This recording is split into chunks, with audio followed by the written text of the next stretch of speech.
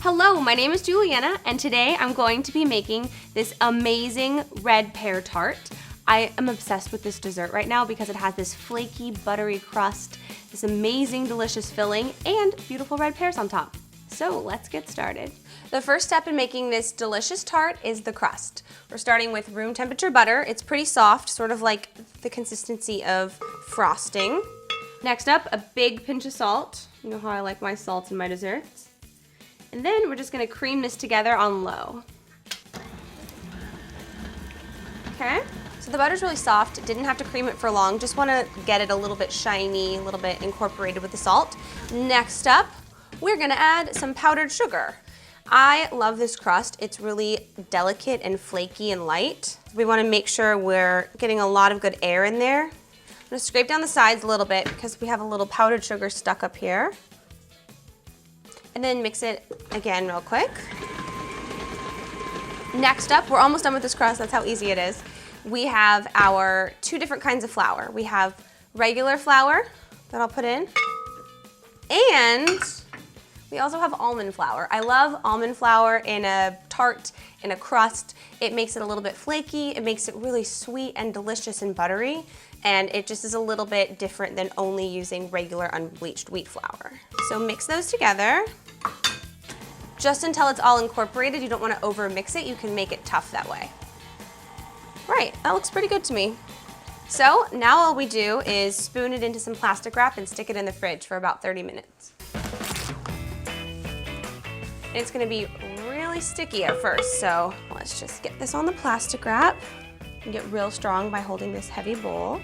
Okay, ball up in the plastic. And I'm gonna go put this in the fridge so it can get firm. The dough is chilled for 30 minutes. Now it is time to press it into the tart pan. Let's unwrap it. So even though it's firm right now, there is so much butter in this, it will start to melt quickly, so you have to work kind of fast. Here it goes. And I've buttered this tart pan. Now I'm just gonna kind of press it into the pan. Gotta melt it a little bit. And it'll start to soften up quickly so you can work with it better. And the most important thing to remember here is that it's even all the way around. You don't want it to be thicker on the bottom than on the sides, or vice versa, because it won't bake evenly that way. While we're doing this, the oven has been preheated to 350 degrees, so it will be ready for us to pop it in as soon as we're done. I also like this technique of pressing the dough in versus having to roll it out. It's just less work, it's less tools, it's less things to wash after, and it's kind of fun to get your hands dirty. Okay. We're getting somewhere here. And it looks really rustic with all the fingerprints. We're almost there. Now we just have to make sure it's all even and that it looks pretty. The beginning part of this, pressing it in the pie tin process, could be fun for kids to be part of too. So it sort of feels like Play-Doh. And don't worry, we're gonna be putting stuff over this top part, so the only part that actually needs to look good is these edges here. So you can just take a little bit of time and make sure they're nice and rustic and beautiful. Now it's time to put it into the oven. You're gonna bake it for about 18 to 22 minutes. It's going to be slightly browned around the edges, but you don't wanna wait for it to brown totally because by that point, it's burned.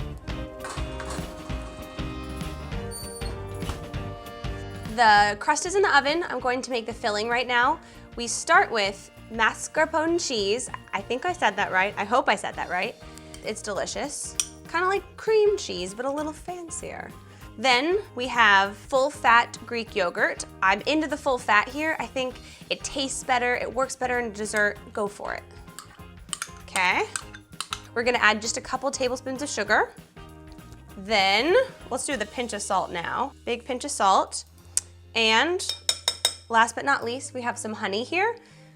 This is some raw honey I got from the farmer's market. I love using local honey. I think it just makes everything taste a little bit better. It's really sweet, it's unprocessed. If you have allergies, it's really good for that. You could do this in a stand mixer, but I'm just gonna do it by hand because I don't wanna wash the stand mixer again.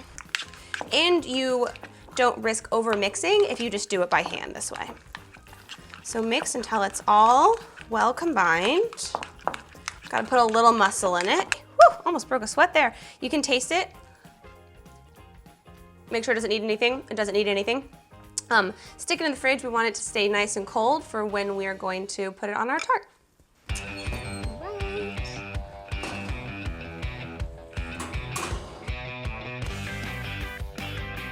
let your tart shell cool for a while, and in the meantime, you can cut your pears. So I have 4 of these Red Anjou pears, and I'm going to cut them into super thin slices. And the reason I'm actually using pears is I love making a fig tart in the fall time. I made one last year, it was amazing, and that's what I was planning on making today. But for some weird reason in California, I don't know if it's like this elsewhere, there's a weird fig shortage. I decided to do a pear tart instead, and I'm really happy I did because I don't think I would have thought of it otherwise. They're so pretty on the outside. I love it, but they're a lot more tender than a red apple, so it's okay to put them fresh on top of a tart. Make sure to make the slices nice and thin so they'll lay nicely on top of each other. Yum. Now, what I need to do is squeeze a little bit of lemon juice on top of them so they don't brown. So you can set these aside, and as soon as your tart has cooled, we can assemble the entire thing. The crust has chilled and it's time to assemble. First, we have this filling we made earlier with the cheese and the yogurt. Just going to spread that on to our crust and just try to make it as flat as possible so that all of the pears lay nicely on top, but it doesn't have to be perfect. So before I put the pears on, I'm gonna pop this out of the tin. I used a tart tin with a removable bottom. So what I'm gonna do is I'm gonna gently, well, there we go, pop it out. Get rid of this. And for the time being, I'm just gonna keep it on the metal bottom. This is a very flaky dough and it'll kind of protect it. And we can just serve it straight off of there, honestly. Oh, it looks so pretty. Now's the fun part where we get to just make a design. I am going to just start building on the edge here, and make sure you put all of your pear slices the same way. And I'm just gonna start layering on top of itself.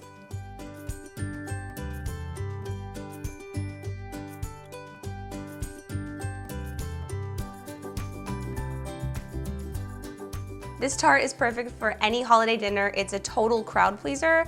Everyone loves it. The moment that we've all been waiting for, cutting into the tart. And what I would do is after you make this, refrigerate it so the cheese can firm up a little bit. We haven't done that here, but it'll still be just as tasty. Here we have our tart that is beautiful and rustic and delicious and perfect for every single holiday gathering. Thank you so much for watching. Don't forget to subscribe, and I'll see you next time.